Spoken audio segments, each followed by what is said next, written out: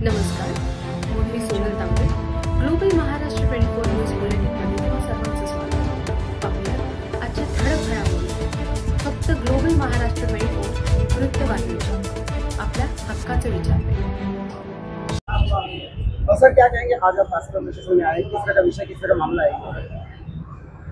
ये जो परिसर है काशी मीरा, ये बांग्लादेशी मियाँ भाई गुंडे लोगों का एक इस प्रकार से एक के बाद एक कार्रवाई कर रहे हैं कि इसको मिनी बांग्लादेश बनाना, यहाँ के हिंदुओं को डरा धमका कर भगाना।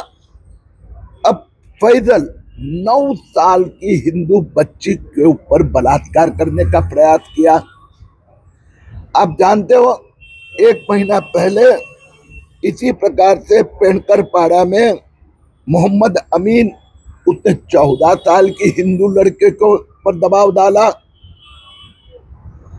हम सब अभी कुछ दिन पहले यहाँ पर जो प्रसंग हुआ था आई लव यू वाला, ये भी जानते हैं। दिवाली के दिन 60 मुस्लिम लड़कों ने कुल्हाड़ी लेके हिंदू पत्नी पे प्रहार किया। यहाँ पे जेपी नॉर्थ सोसाइटी में मोहसिन खान ने अंडा डाला नवरात्रि के ऊपर। अब अति हो गया है। मैं मुख्यमंत्री देवेंद्र फडणवीस जी से प्रार्थना करने वाला हूं कि पूरी बस्ती का कॉम्बिंग किया जाए। इस प्रकार के जो माफिया, फिर वो जहां से भी आया है, बांग्लादेश से आया है, वो रोहिंग्या, वो जो भी उठा कर उनको जेल में सिर्फ मत डालो, उनके देश में वापस भेजने का प्रयास करो। मुझे चिंता है ये काशी मीरा परिसर को एक मिनी बांग्लादेश बनाया जा रहा है। सर क्या वजह है कि इस तरह की हरकत कर रहे हैं और बाज नहीं आ रहे? आए 3 तो महीने में 3 केसेस आ रहे हैं सर। क्या होता है कि अपना दुर्दैव है कि अपने देश में वोट बैंक की राजनीति में हम ये सब चीज भूल जाते हैं। कोई 9 साल की बच्ची, कोई 14 साल की बच्ची, दुर्गा माता, दीपावली, और एक पॉलिटिशियन की जमात है, गैंग है, वो अपनी वोट बैंक के लिए तुरंत किरीट सोमैया के बीच में आके खड़ी रह जाती है, तुरंत बयानबाजी शुरू कर देते हैं। उसके कारण उनमें हिम्मत आती है। 9 साल की, 14 साल की, 17 साल की 3 घटना 1 महीने में।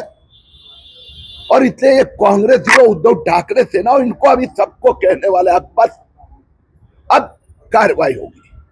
परिवहन मंत्री प्रताप सरनाईक ने कुछ दिनों पहले प्रेस कॉन्फ्रेंस की, उसमें कहा था कि बाहरी नेता जो है वो मीरा भाईंदर शहर आ रहे हैं और शहर का माहौल जो है वो खराब कर रहे हैं। मैंने क्या कहना है, उनको पूछो यार।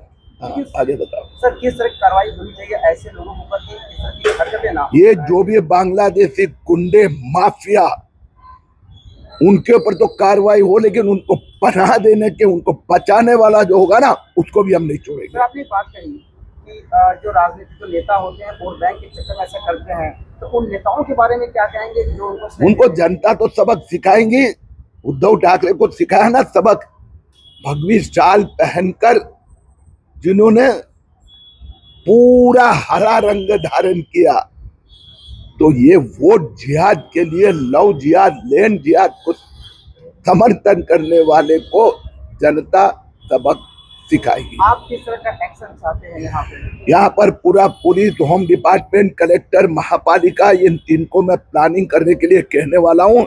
जो अनधिकृत बांग्ला में जो रिक्शा वाले बांग्लादेशी बड़े पैमाने में आगे, बोगस आधार कार्ड है, कॉम्बिंग किया जाएगा, कार्रवाई होगी। लेकिन ये सर जितनी भी अपराधी घटनाएं हुई है झोपड़पट्टी की वजह से हुई है। झोपड़पट्टी बहुत बड़े पैमाने पर फंसाई जा रही है, लेकिन महानगर पालिका इसे रोकने में नाकाम हुई है, क्या कहेंगे? जैसे मैंने आपको कहा कि महापालिका, कलेक्टर, पुलिस कमिश्नर, इन सबकी संयुक्त मीटिंग लेकर संयुक्त कॉम्बिंग ऑपरेशन, ये लैंड जिहाद भी है, लव जिहाद भी है और वोट जिहाद भी है, इसके खात्मा किया जाएगा। आज एक और घटना घटी है, क्या कहना है इस बारे में? मैं आप लोगों के माध्यम से मीरा भाईंदर के रहवासियों को कहना चाहूँगा कि आज की जो घटना, जिस घटना के लिए हम आए हैं, इस घटना पे हम लोग पिछले 1 हफ्ते से काम कर रहे हैं। जिस बच्ची के साथ अन्याय करने की कोशिश की गई, उस परिवार के हम संपर्क में थे। कोर्ट हो, कचहरी हो, उनको आर्थिक सहायता हो। कल भी माननीय विधायक नरेंद्र मेहता जी उनके घर पे जाके आए। हालात उनके घर के कुछ ऐसे हैं कि एक छोटी बच्ची हमें देखकर भाग के दौड़ के हमें गले लगती है कि हम कुछ कर पाएंगे उनके लिए। ये परिस्थिति केवल इसके लिए निर्माण हुई है क्योंकि मुंशी कंपाउंड में जहाँ पे जो डेमोग्राफिक थी इतनी तेज़ी से चेंज हुई है क्योंकि वहाँ पे केवल 2 हिंदू परिवार रह गए।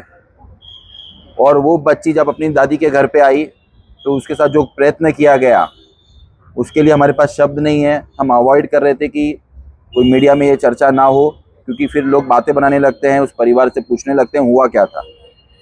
तो मैं पहले तुम्हें चाहूँगा कि उस परिवार से तो संपर्क ना किया जाए और उस परिवार का वीडियो, उस परिवार का घर कहाँ पर है वो ना दिखाया जाए।